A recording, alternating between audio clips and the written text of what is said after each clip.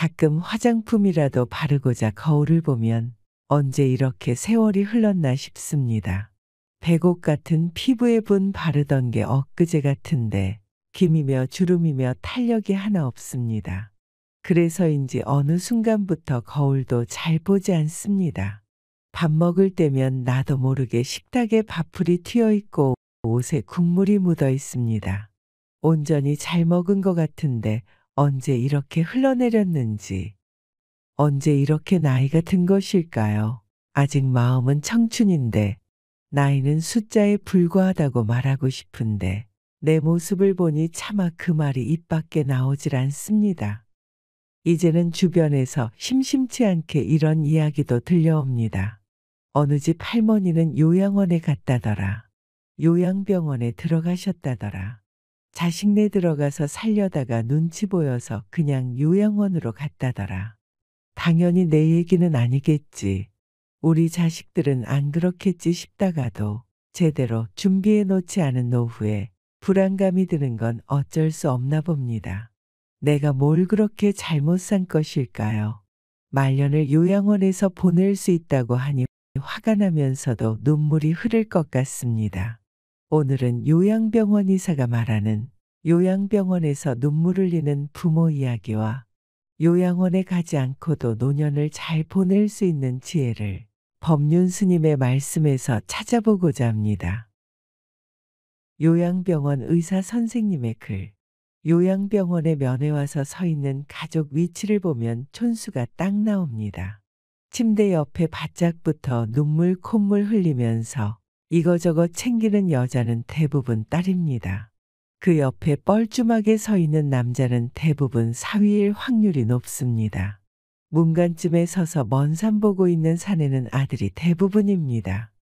복도에서 휴대폰 만지작 거리고 있는 여자는 며느리지요. 부모를 요양병원에 맡기자고 하는 것도 보통은 아들입니다.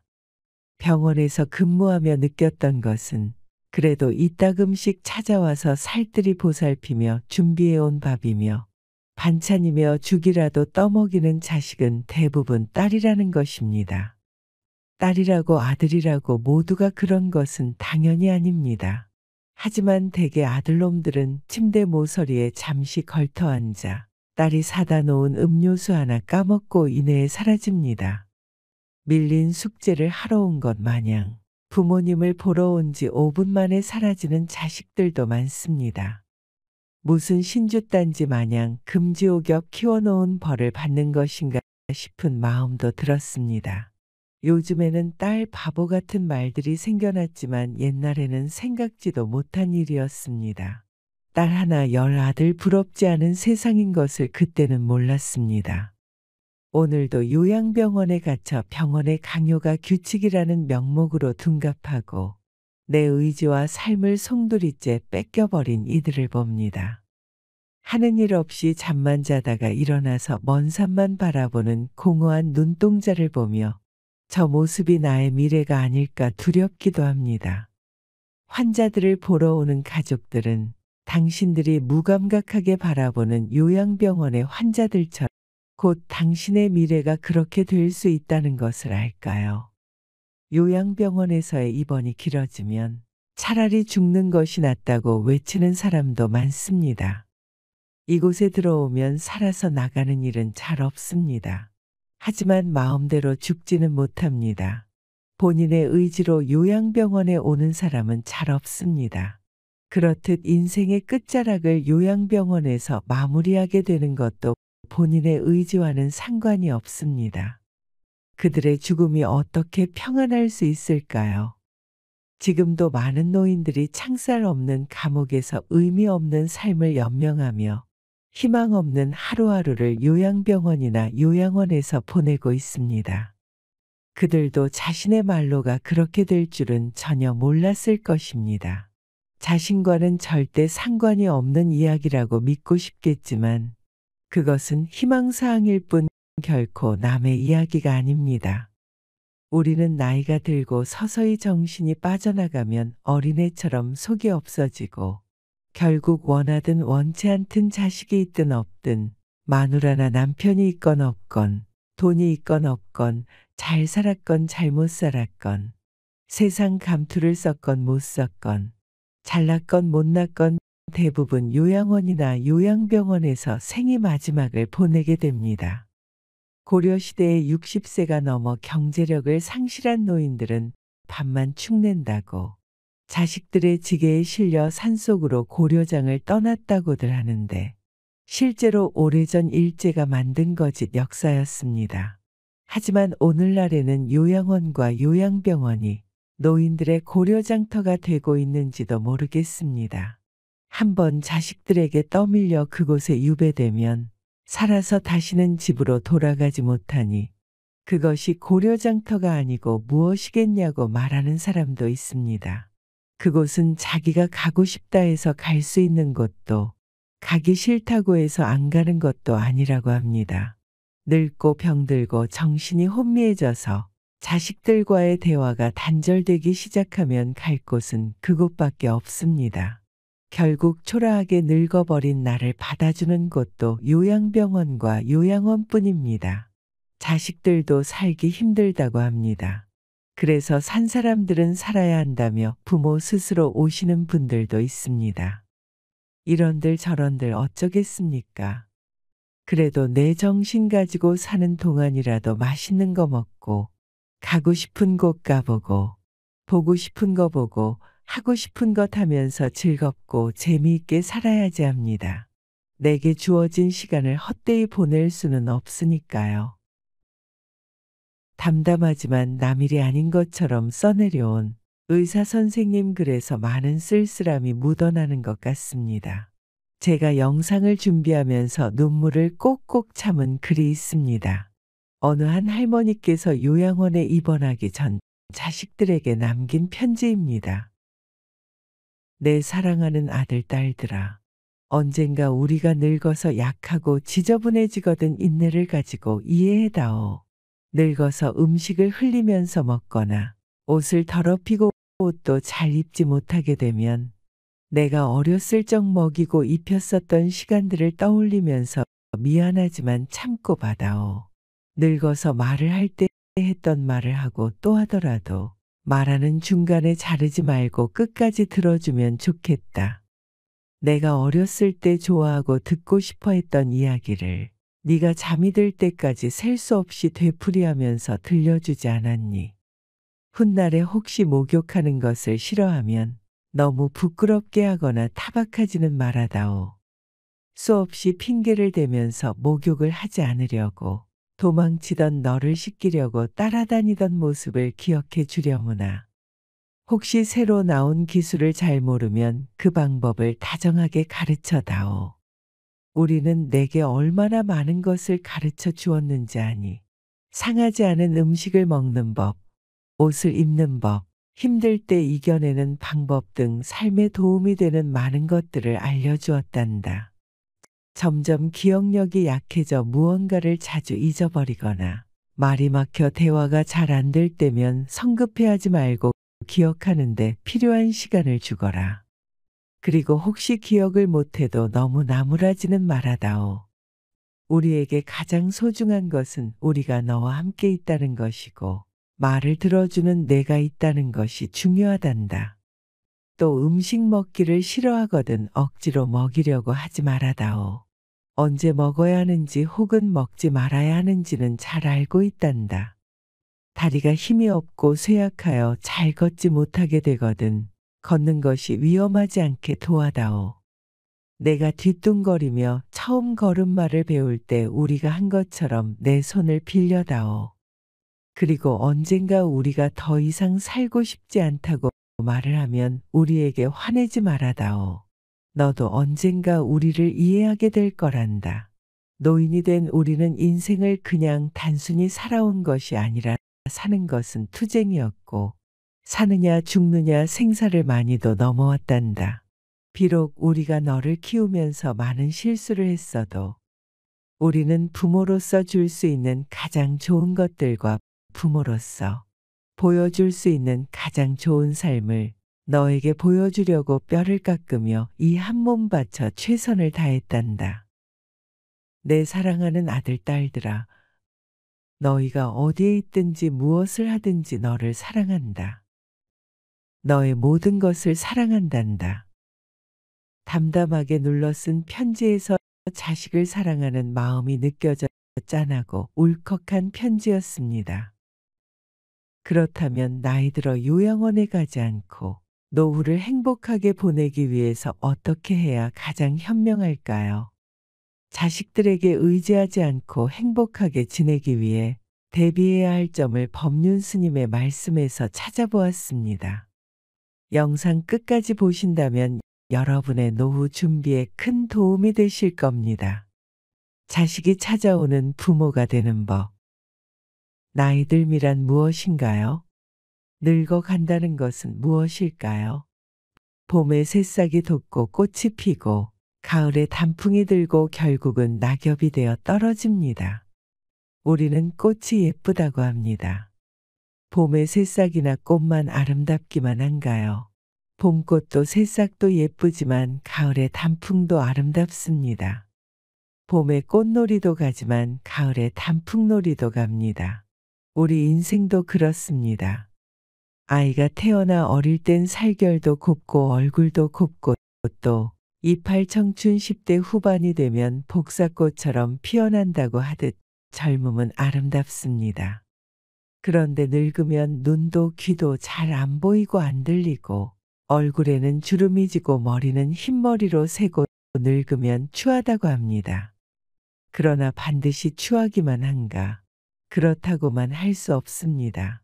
가을 가랑잎은 쓸쓸하다고 합니다. 과연 꽃이 예쁘기만 한가?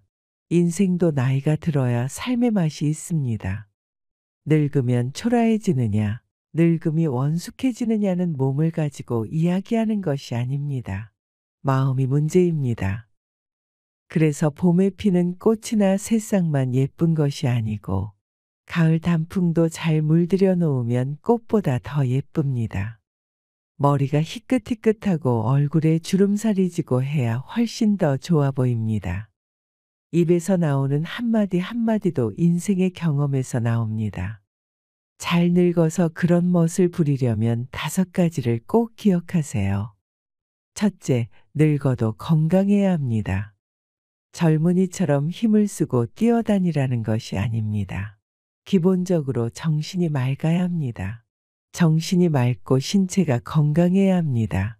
나이 들수록 건강에 유의하세요. 나이가 들면 한번 아프면 팍팍 늙는 기분이 듭니다. 그래서 몸을 무리하게 쓰지 않습니다. 과로하면 안 됩니다. 나이가 들었으니 무엇을 하려고 하면 안 됩니다. 또 젊을 때는 맛있다고 많이 먹고 살을 찌우기도 빼기도 하고 하지만 나이가 들면 과식하면 안 됩니다. 아무리 맛있는 음식도 적당히 먹어야 합니다. 과음도 하면 안 됩니다. 연세가 들어서 과음을 하면 계단에서 굴러 떨어지기도 쉽고 몸져 누우면 회복되기 어렵습니다. 그래서 과로, 과식, 과음을 주의하세요. 운동을 적당하게 하십시오. 무리하지 않는 수준에서 자꾸 움직이고 간단한 운동을 하세요. 운동에서 제일 좋은 운동은 노동입니다. 죽는 날까지 일을 하세요. 조그만한 일부터 소일거리 삼아 일을 하는 게 가장 좋습니다. 두 번째, 적당한 재산은 가지고 있어야 합니다. 자식이 예쁘다고 다 주면 안 됩니다. 100이라는 재산이 있다면 70에서 80%는 살아있을 때 배분을 하고 나머지 30에서 20%는 자기 몫으로 가지고 있어야 합니다. 그것이 부모와 자식 간의 관계를 오래 유지하는 방법이고 늙어서 추하게 살지 않는 방법입니다. 최소한 살 집과 밥 세끼 굶지 않을 만큼은 가지고 있어야 합니다. 아무리 자식에게 재산을 넘겨주더라도 내가 먹을 것과 살 집은 있어야 합니다. 어떤 사람은 자식에게 모든 재산을 넘겨주고 용돈을 받고 삽니다. 그것도 어리석은 행동입니다. 또 재산을 너무 많이 남겨놓아도 죽었을 때 자식들 간의 싸움만 불러일으켜서 이것 또한 좋지 않습니다. 세 번째, 자식에 대한 집착을 버려야 합니다. 자식에게 바라는 마음을 갖지 않습니다. 자식에게 바라는 게 많으면 자꾸 자식 욕을 하게 됩니다. 자식을 욕하면 결국 내 자신에게 하는 것과 같습니다. 제 얼굴에 침 뱉는 격입니다. 자식에게 바라지 마세요. 인사 오면 오는 대로 찾아와서 고맙다. 용돈을 주면 용돈을 줘서 고맙다. 안 찾아와도 고맙다. 독립을 시키면 그만입니다. 이게 다 자연의 이치입니다. 바라는 마음이 없으면 원망하는 마음이 없기 때문에 자식은 모두 다 효자입니다. 네 번째, 자식에게든 젊은 사람에게든 잔소리를 하지 마세요. 잔소리하지 않으면 늘 보살핌을 받습니다. 자식과 같이 살아도 잔소리를 하지 않으면 자식이 보살핍니다. 잔소리를 많이 하면 대부분 자식이 잘 안 찾아옵니다. 남의 인생에 간섭을 하면 안 됩니다. 자식이 20살이 넘으면 동등한 사회 구성원임을 인정해야 합니다. 이래라 저래라 하는 것이 부모의 특징이기도 하고 노인의 특징이기도 합니다. 노인이 인생을 아름답게 살기 위해서는 잔소리를 하지 않아야 합니다. 의사 전달의 말은 해야 하지만 남의 인생에 간섭하는 시비 분별의 말은 하지 마세요. 다섯째, 복을 지어야 합니다. 많이 베푸세요. 나이 들어 돈에 집착하고 물건에 집착하면 그것 또한 취해 보입니다. 그래서 나이가 들면 너그러워지고 형제간 친구간에 서로 나눠주세요. 어차피 죽을 때는 가져가지 못합니다. 살아있을 때 나눠줘야 선물이 됩니다. 가진 것을 나누고 많이 베푸세요. 그래야 아름답습니다. 봄꽃도 아름답고 잘 물든 단풍도 아름답습니다. 나뭇잎이 떨어져서 주워가는 것은 오직 잘 물든 단풍밖에 없습니다. 그렇듯 잘 물든 단풍처럼 사람도 아름답게 나이가 들면 자식에게 버림받을 일도 없고 자식이 없어도 이웃과 세상에서 버림받을 일은 절대 없습니다. 이 말들을 지금부터 잘 준비하여 아름답고 행복한 노년을 보내고 인생의 마무리까지 아름답게 하시기 바랍니다. 인생을 살다 보면 지식보다는 지혜가 필요한 순간들이 찾아옵니다. 맞는 방향으로 가고 있는 것인지 놓치고 있는 건 없는지 주변에 물어보아도 명쾌한 답을 얻기란 어렵습니다. 이럴 때 삶의 지혜가 필요합니다. 지혜는 타고나는 것이 아니라 배워서 얻게 되는 것이라 하는데요. 세계 인구 0.2%에 불과하지만 노벨 경제학상의 42%, 억만장자의 32%에 해당하는 유대인들이 지혜를 배우는 곳이 있습니다. 바로 탈무드입니다. 탈무드에는 5000년 유대 민족을 지탱해온 삶의 지혜와 통찰이 녹아 있습니다. 실제로 유대인들이 인간관계, 애정, 재산 등의 분쟁이 발생하면 탈무드에서 해결책을 찾았다고 합니다. 이 지혜들은 수천 년이 지난 오늘날에도 적용되며 시대를 관통하는 깊이 있는 조언을 담고 있습니다. 오늘은 탈무드에서 말하는 인생의 지혜를 통해 우리의 삶을 되돌아보는 시간을 갖고자 합니다. 인간관계에 관한 지혜. 신 앞에서는 울고 사람 앞에서는 웃어라. 처음 만나는 사람에게는 따뜻하게 존중을 표하라. 그러나 그만큼 경계하라. 지금 힘이 없는 사람이라고 우습게 보지 말라. 힘없고 어려운 사람은 100번 도와줘라. 그리고 평판이 좋지 않은 사람은 경계하라. 고마우면 고맙다고 미안하면 미안하다고 큰 소리로 말하라. 마음으로만 고맙다고 생각하는 것은 인사가 아니다.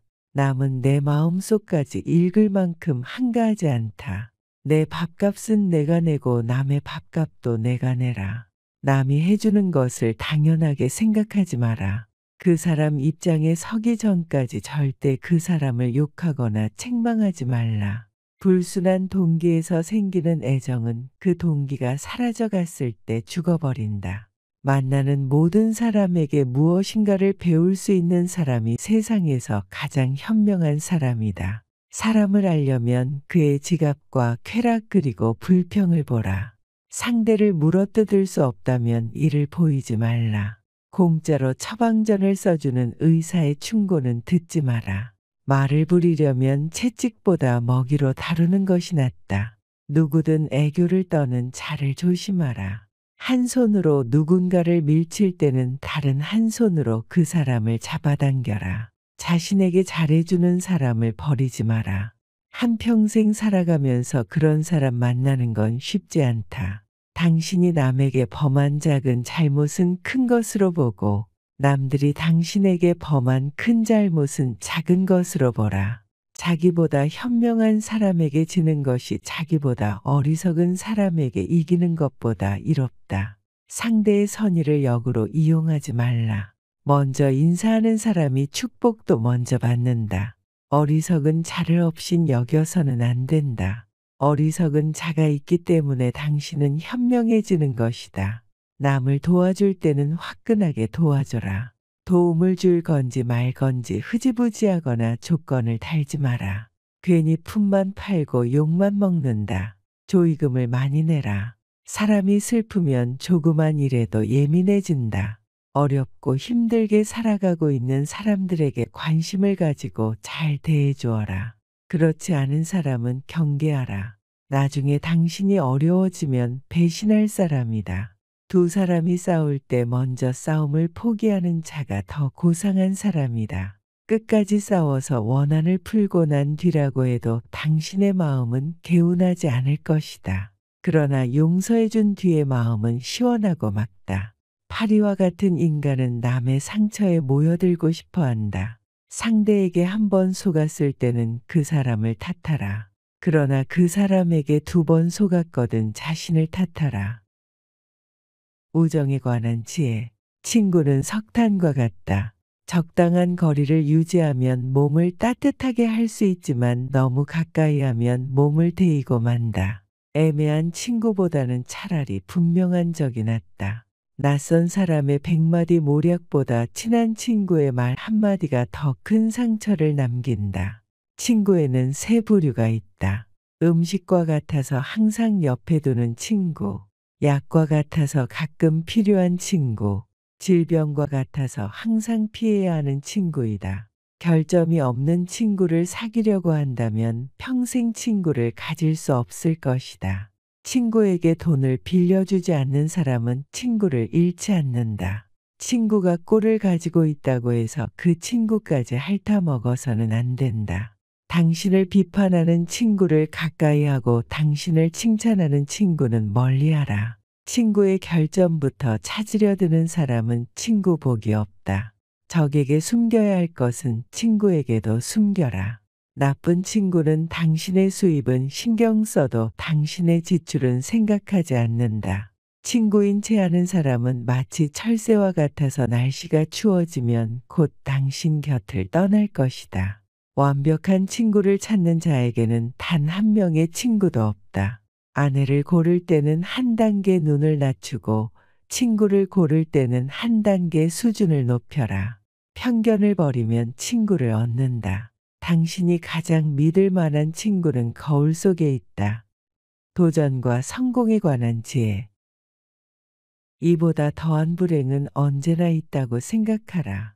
저절로 얻어지는 것은 없다. 단번에 바다를 만들려고 해서는 안 된다. 장미꽃은 가시와 가시 사이에서 피어난다. 세상에는 너무 지나치게 쓰면 안 되는 것이 3가지 있다. 그것은 빵에 넣는 이스트, 소금 그리고 망설임이다. 2개의 화살을 갖지 마라. 2번째 화살이 있기 때문에 1번째 화살에 집중하지 않게 된다. 먼저 해야 할 일부터 손을 대고 뒤로 미룰 수 있는 것은 마지막에 가서 하라. 작은 불이라도 큰 것을 태워버릴 수 있다. 세상은 약하지만 강한 것을 두렵게 하는 것이 있다. 첫째, 모기는 사자에게 두려움을 준다. 둘째, 거머리는 물소에게 두려움을 준다. 셋째, 파리는 정갈에게 두려움을 준다. 넷째, 거미는 매에게 두려움을 준다. 아무리 크고 힘이 강하더라도 반드시 굴복해야 할 무서운 존재라고는 할 수 없다. 힘이 약하더라도 어떤 조건만 갖추어져 있다면 강한 자를 이길 수가 있는 것이다. 아무것도 선택하지 않은 것은 하나를 선택한 것이다. 아무 방법도 없을 때 선택할 수 있는 한 가지 방법은 용기를 갖는 일이다. 돈이 없는 것은 인생의 절반을 잃은 것이고, 용기가 없는 것은 인생의 전부를 잃은 것이다. 너무 지나치게 후회하지 마라. 그것이 옳은 일에 나설 용기를 해친다. 성공의 절반은 인내심이다. 성공의 문을 열려면 밀거나 당기거나 해야 한다. 실패하는 것을 두려워하는 것은 실패한 일보다 더 나쁘다. 실패는 경험이고 성공의 어머니다. 승자는 문제의 속으로 뛰어들고 패자는 그 변두리만 계속 맴돈다. 승자는 눈을 밟아기를 만들지만 패자는 눈이 녹기를 기다린다. 승자는 구름 위에 태양을 보고 패자는 구름 속에 비를 본다. 승자는 행동으로 말을 증명하지만 패자는 말로써 행동을 변명한다. 승자는 7번 쓰러져도 8번 일어서지만 패자는 쓰러진 7번을 낱낱이 후회한다. 승자의 하루는 25시간이고 패자의 하루는 23시간밖에 안 된다. 승자가 즐겨 쓰는 말은 다시 한번 해보자이고 패자가 즐겨 쓰는 말은 해봐야 별 수 없다이다. 자기보다 우월한 자를 보면 승자는 존경하고 배울 점을 찾고 패자는 질투하고 그 사람의 갑옷에 구멍난 곳이 없는지 찾으려고 한다. 승자의 주머니 속에는 꿈이 있고 패자의 주머니 속에는 욕심이 있다. 바닥에 엎드려 있으면 넘어질 일은 없다. 마찬가지로 너무 높이 오르지 않으면 높은 곳에서 떨어질 일도 없다. 비관의 길은 좁지만 낙관의 길은 넓고 오르막이 있으면 반드시 내리막이 있다. 하루를 공부하지 않으면 그것을 따라가기 위해서는 이틀이 걸린다. 이틀을 공부하지 않으면 그것을 되찾기 위해서는 나흘이 걸린다. 1년을 공부하지 않으면 그것을 되찾기 위해서는 2년이 걸린다. 어설픈 프로보다 진취적인 아마추어가 낫다. 무턱대고 멀리 가면 안 된다.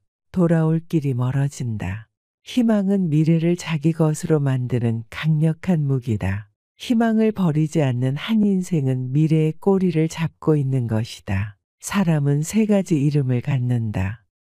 하나는 부모가 준 이름이고 다른 하나는 사람들이 부르는 이름이며 마지막 하나는 스스로 성취한 이름이다. 스스로 노력해서 만들어낸 이름은 주어진 이름보다 훨씬 더 가치 있고 아름답다.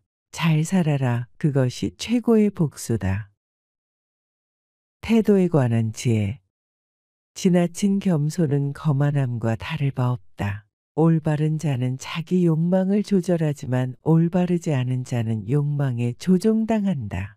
남 앞에서 부끄러워하는 사람과 자기 앞에서 부끄러워하는 사람, 그 사이에는 커다란 차이가 있다. 부끄러움을 모르는 것과 자부심은 형제가 아니다. 누구나 실패할 수 있다.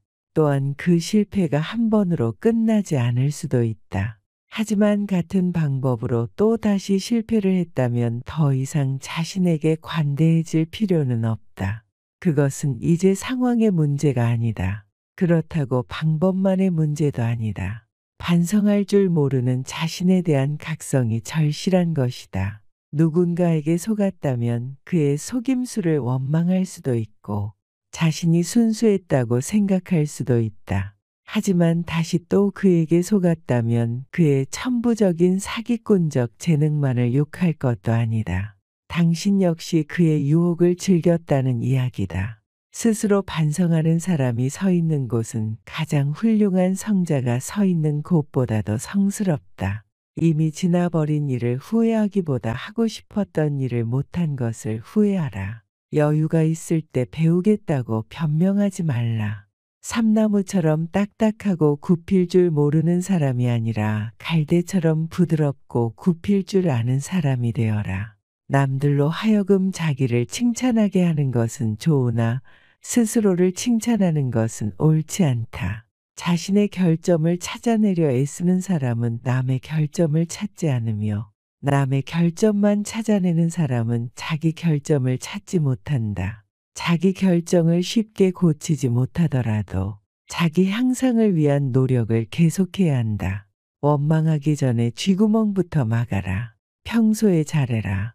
평소에서 하던 공덕은 위기 때 빛을 발한다.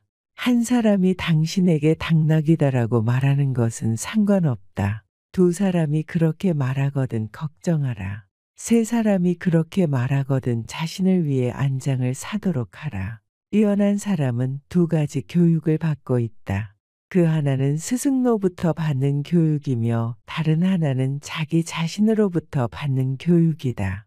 너 자신을 발견하라. 한 시간이라도 좋으니 혼자 조용히 생각하는 시간을 가져라. 행동은 말보다 소리가 크게 들린다. 자기 잘못을 인정하는 것처럼 마음이 가벼워지는 일은 없다.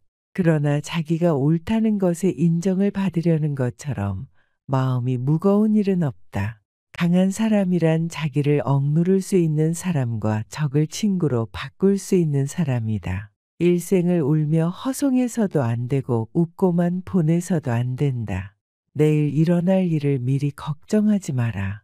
현재의 일도 모르면서 기적이나 이변을 기대하지 마라. 어떻게 살아야 하는지를 말하는 것도 중요하지만 그것을 실천하는 것이 더 중요하다. 좋은 항아리를 가지고 있다면 오늘 사용하라. 내일이면 깨져버릴지도 모른다. 교훈을 따르면 복이 뒤따르고 충고를 물리치면 재앙이 뒤따른다. 오늘이 당신의 마지막 날이라고 생각하라. 그리고 오늘이 당신의 첫 번째 날이라고 생각하라. 껍질을 보지 말고 그 안에 들어있는 것을 보라. 남의 자비로 사는 것보다 가난한 생활을 하는 편이 낫다. 스스로 의롭다고 생각하는 자보다 스스로 악인이라고 생각하는 자가 더 귀한 존재다. 가능한 한 옷을 잘 입어라. 외모는 생각보다 훨씬 중요하다. 우물에 침을 뱉은 자는 언젠가 그 물을 마시게 된다. 양배추에 사는 벌레는 양배추를 자기 세상으로 생각한다. 사람의 마음을 해하는 자는 사람의 몸을 해하는 자보다 죄가 무겁다. 눈과 귀와 코는 스스로 컨트롤할 수 없지만 입과 성과 발은 어떻게든 컨트롤할 수 있다. 보다 풍족한 사람은 자기가 가진 것에 만족할 줄 아는 사람이다. 남들에게 사랑받는 사람은 모든 사람들을 칭찬하는 사람이다. 의지에는 주인이 되고 양심에는 노예가 되라. 선을 행할 때는 그것이 초래하는 어려움과 그것이 가져다 줄 행복을 함께 저울에 올려보고 악을 행할 때는 일시적인 쾌락이 주는 즐거움과 그것에 뒤따를 불행을 함께 저울에 올려보라. 너의 오른손이 유혹하는 것을 왼손으로 물리쳐라. 원인을 제공했다면 반드시 책임을 져라. 배워서 깨달았으면 즉각 실천에 옮겨라. 손가락이 자유로운 것은 가십을 듣지 않기 위해서이다. 가십이 들리거든 얼른 귀를 막아라. 한 잎에 동전이 들어있는 항아리는 요란스러운 소리를 내지만 동전이 가득 찬 항아리는 조용하다. 몸을 닦는 것은 비누이고 마음을 닦아내는 것은 눈물이다. 갈대 하나는 부러지기 쉬워도 갈대 100개가 한 묶음을 이룰 땐 쉽게 꺾이지 않는다. 열매가 탐스럽게 열린 나무는 바람에 흔들리지 않는다.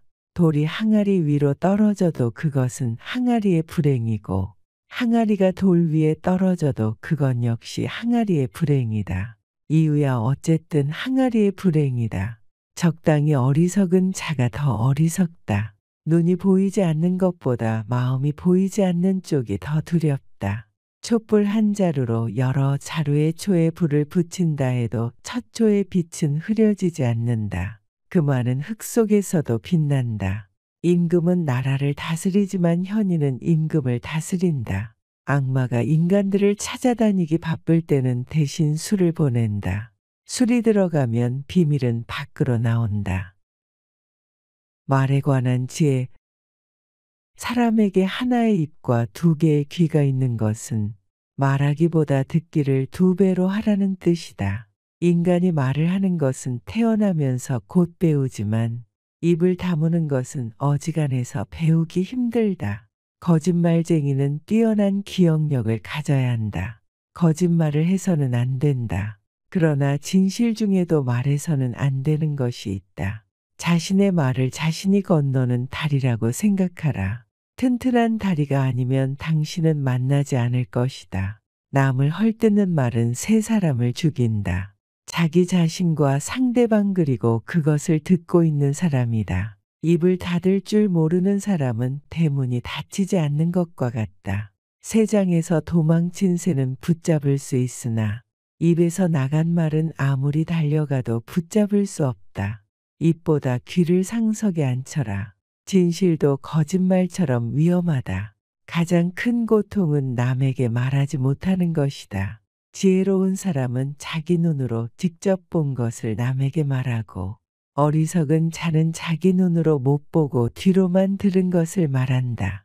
남의 험담을 하지 마라. 그럴 시간이 있으면 팔굽혀 펴기나 해라.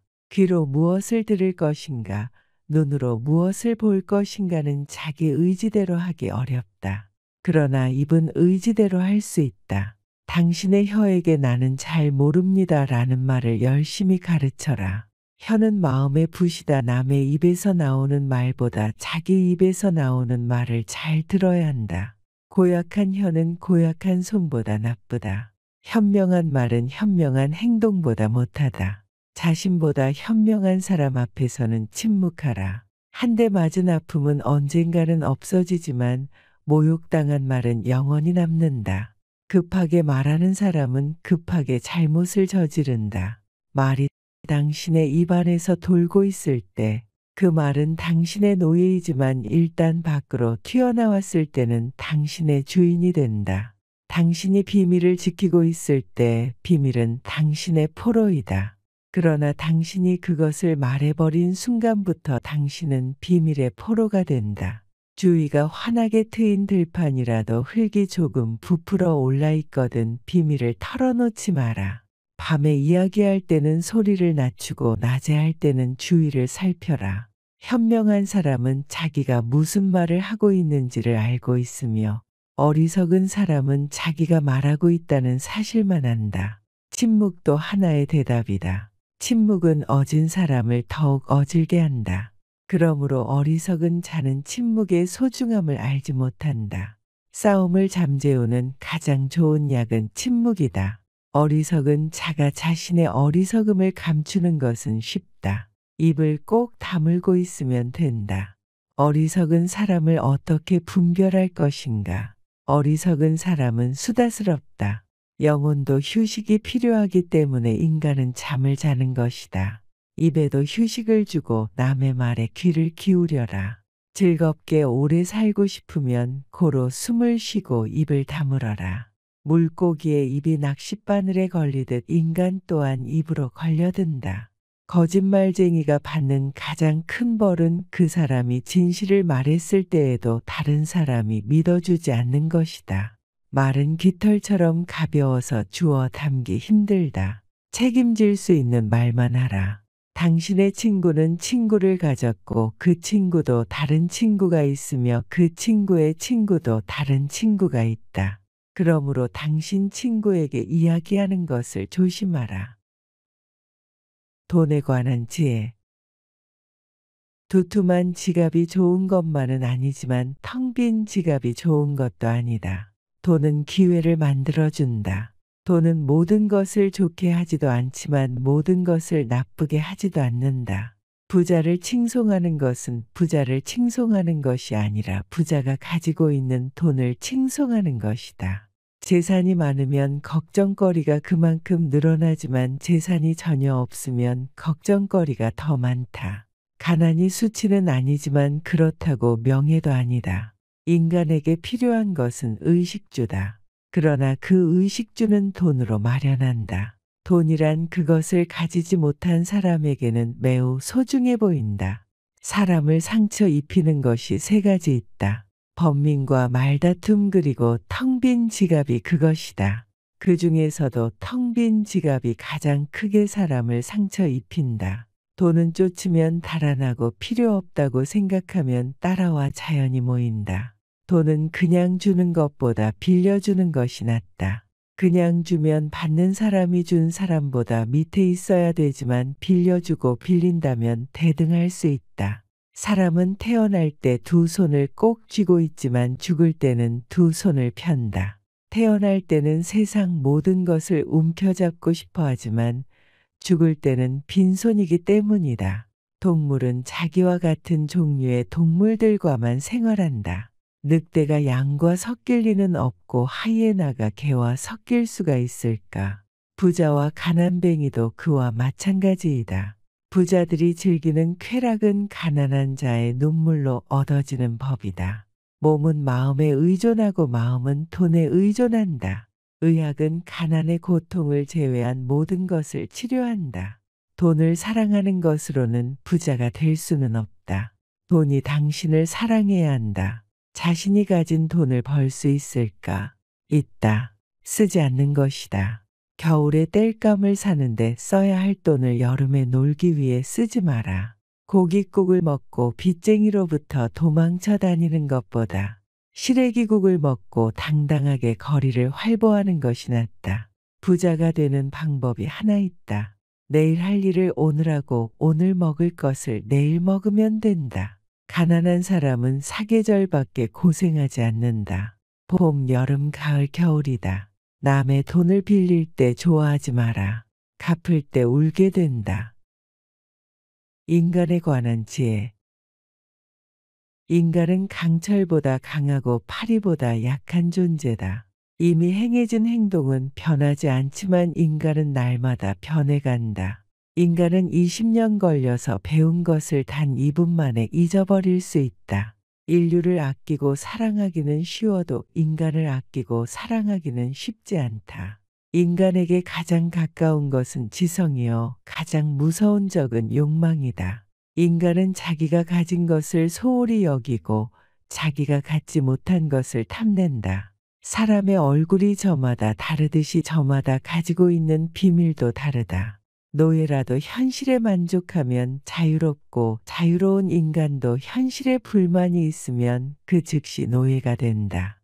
착한 사람의 나쁜 점이 악한 사람의 좋은 점보다 낫다. 누구든지 어딘가에 잘못된 것이 있다. 노인은 자기가 다시 젊어질 수 없음을 알지만 젊은이는 자기가 늙어간다는 사실을 모른다. 의인은 죽은 후에도 산자라고 불리고 있다. 그러나 악인은 살아있어도 죽은 자라고 불린다. 인간은 아이가 태어나면 기뻐하고 사람이 죽으면 슬퍼한다. 그러나 이것은 바뀌어야 한다. 태어난 아이의 앞에는 어떤 일들이 일어날지 모르지만 사람이 죽으면 이미 그가 이루어 놓은 것들을 알게 되기 때문이다. 인생에 관한 지혜. 행복은 잃고 나서야 그 소중함을 안다. 지금 이 순간을 즐겨라. 지금 당신이 살고 있는 순간은 나중에 당신 인생의 가장 좋은 추억이다. 나중에 후회하지 않으려면 마음껏 즐겨라. 행복에서 불행으로 바뀌는 것은 순식간이지만 반대로 불행을 행복으로 바꾸는 데는 오랜 시간이 필요하다. 책으로부터 지식을 배우고 인생에서 지혜를 배운다. 건강만큼 귀중한 재산도 없다. 시간으로 돈을 살 수는 있어도 돈으로 시간을 사지는 못한다. 시간을 지배하는 자가 인생을 지배한다. 갓 열리기 시작한 호박은 그 호박이 장차 맛있게 될지 어떨지 모른다. 인생이란 현인에게는 꿈이고 어리석은 자에게는 놀이이며 부자에게는 희극이고 가난한 자에게는 비극이다. 항상 더 불행한 일이 있다고 생각하라. 선한 곳에는 반드시 자그마한 악이 있다. 악한 것은 처음에는 달콤하지만 나중에는 쓰다. 그러나 선한 것은 처음에는 쓰지만 나중에는 달다. 선보다는 악이 빨리 번진다. 행운이 찾아오는 데에는 지혜가 필요하지 않다. 그러나 행운을 붙잡을 때에는 지혜가 필요하다.